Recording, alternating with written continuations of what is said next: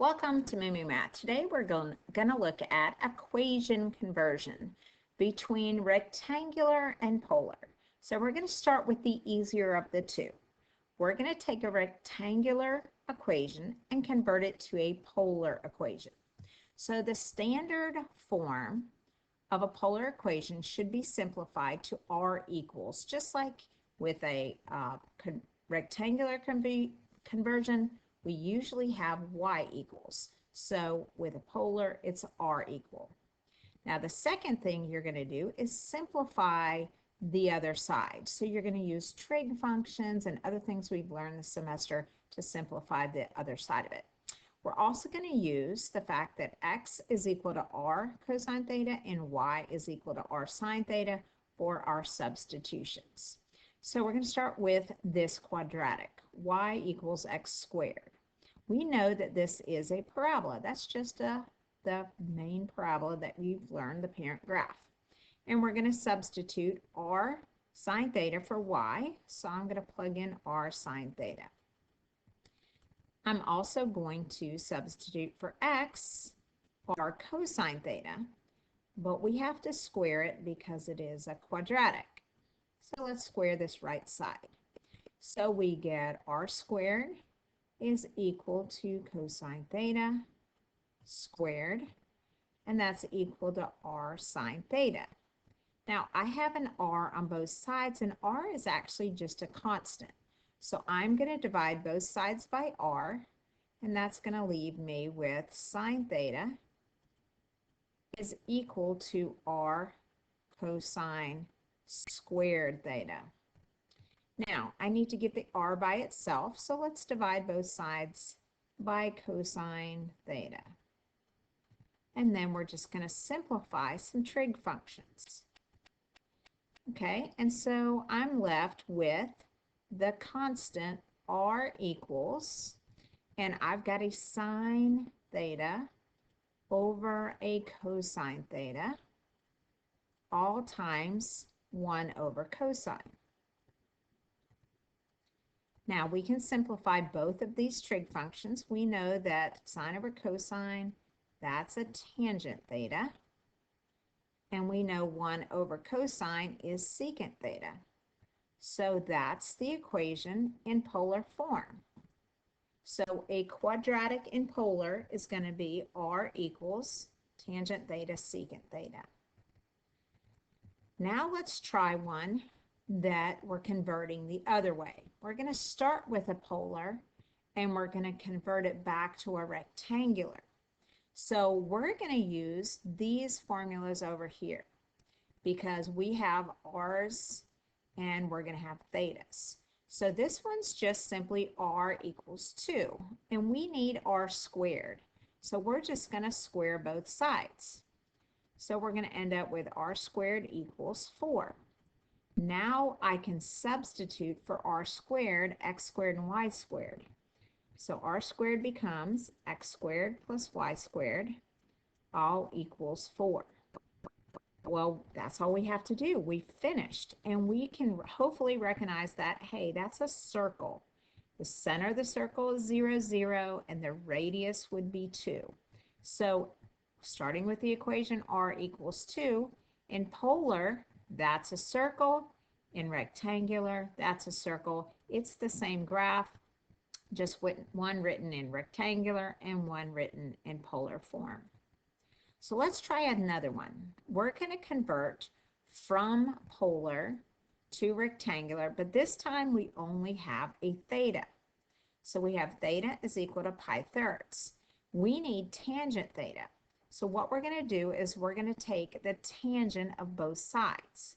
So I'm going to take tangent of theta is equal to tangent of pi thirds. Now, how can we do that? Well, algebraically, let's think. We could add things to both sides. We can subtract things from both sides. We can square both sides. So we're just taking the tangent of both sides. So tangent theta, I'm going to substitute because I need x's and y's with y over x.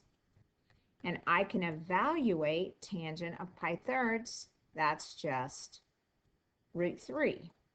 Now I need to get this in a prettier rectangular form, and so I want to get y equals. So I'm just going to multiply both sides by x, which is also the same thing as cross multiplying.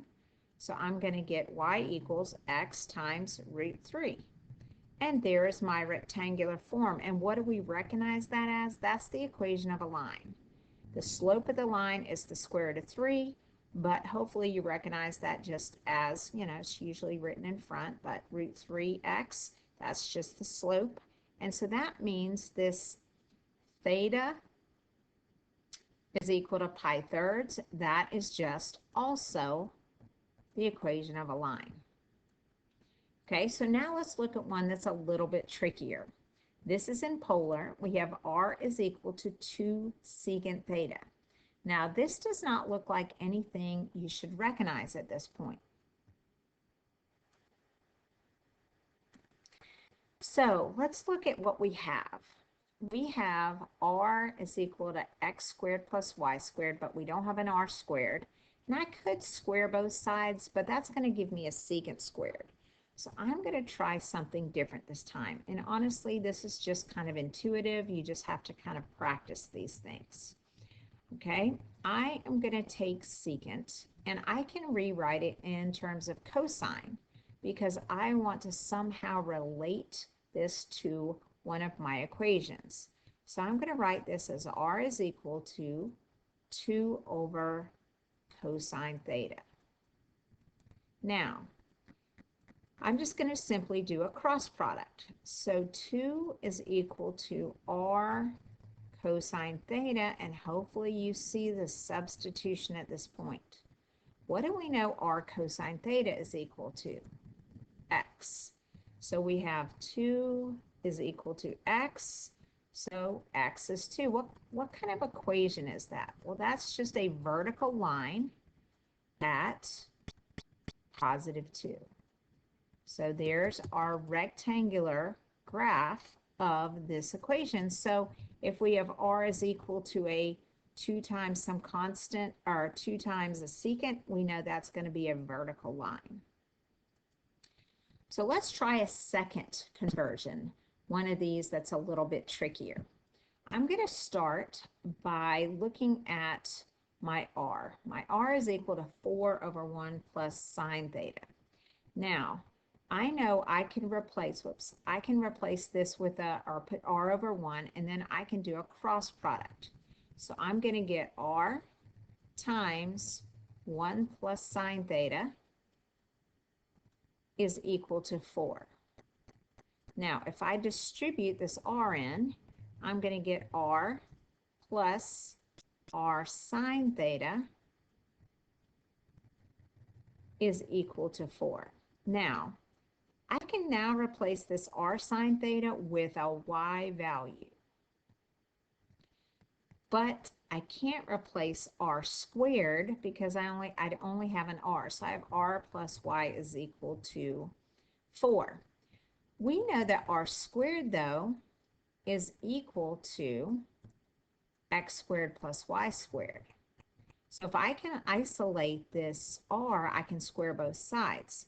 So I'm going to take r, and I'm going to isolate it, so I'm going to get 4 minus y. And then I'm going to square both sides, so I can then replace that with r squared, or x squared plus y squared. So now this is going to be x squared plus y squared is equal to, and then I've got 16 minus 8y plus y squared. And then I just need to simplify that side, or this equation. So my y squareds are going to cancel nicely, and I'm left with x squared plus y minus or plus 8y minus 16 is equal to 0. Well, what is this? I have an x squared and I have a y, but it's not squared, so you know what? I'm going to move that 8y back over here. And I'm going to get 16 minus 8y. Hopefully you're recognizing that as a quadratic. And I'm going to take this right side over here, and I'm going to factor out -8. And that's going to give me y minus 2. And now hopefully you recognize this rectangular form of a parabola. It's an up or down facer, and it's facing down because 4p is equal to -8. So we know this is a parabola that faces down. The vertex is at 0, 2. Remember quadratics from Unit 2? Our p-value is 2, so there's my focus. And I go over 4 this way, and I go over 4 this way, and I can draw my graph, and guess what? That's a down-facing parabola. And hopefully you recognize that form. So that's that one. And then we're going to look at just the equations you can use. So when you're converting, you're going to use x squared plus y squared is r squared. You're going to use tangent theta is y over x. When converting the other way, you're going to use x is equal to r cosine theta and y is equal to sine theta. And these are just problems you kind of have to play around with and figure out how to convert back and forth. There's no set way to do it. It's just playing around with the equations and making them convert.